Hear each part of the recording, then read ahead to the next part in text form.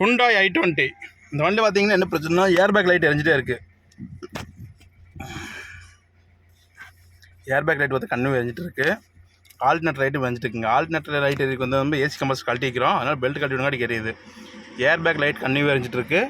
அதேமாதிரி பார்த்தீங்கன்னா ஹார்ன் அடிக்கிறது இல்லை. என்ன ப்ராப்ளம் பார்த்தீங்கன்னா இந்த மாடல் தான் பிரச்சனை.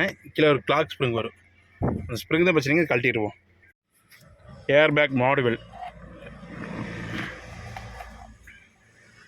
இது ஏர்பேக் மாடுவல். i20யோட ஏர்பேக் மாடுவல் இதுதானுங்க. இதுக்குள்ளே ஏர்பேக் இருக்குது. இந்த மாடுவலெலாம் பிரச்சனை இல்லை, மாடுவல் நல்லா தான் இருக்குங்க. பார்த்தீங்கன்னா இது கிளாக் ஸ்ப்ரிங்கு ஃபுல்லாக ரிமூவ் பண்ணி காமிக்கணுங்க.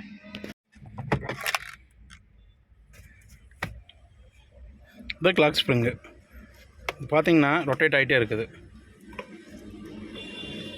இதனால் ஸ்டாப் பண்ணி நின்றுக்கோணுங்க. இது என்னென்னா உள்ளே ஒரு ஒயர் கட் ஆகிடுச்சு. இந்த ஒயர் கட் ஆனங்கிறது இந்த பிரச்சனைங்க. இதை நம்ம சேஞ்ச் பண்ணோம்னா ஹார்னும் அடிக்கும், இந்த ஏர்பேக் லைட் எரிஞ்சிட்டு இருந்தில்லைங்க, ஏர்பேக் லைட்டும் ஆஃப் ஆயிடும். நம்ம இந்த பீஸ் சேஞ்ச் பண்ணிடுவோம், கிளாக் ஸ்ப்ரிங் சேஞ்ச் பண்ணிடுவாங்க. இந்த கிளாக் ஸ்ப்ரிங் நம்ம சேஞ்ச் பண்ணிட்டோம்னா ஹார்னும் ரெடியாக இருங்க, ஏர்பேக் லைட்டும் ஆஃப் ஆயிடும்.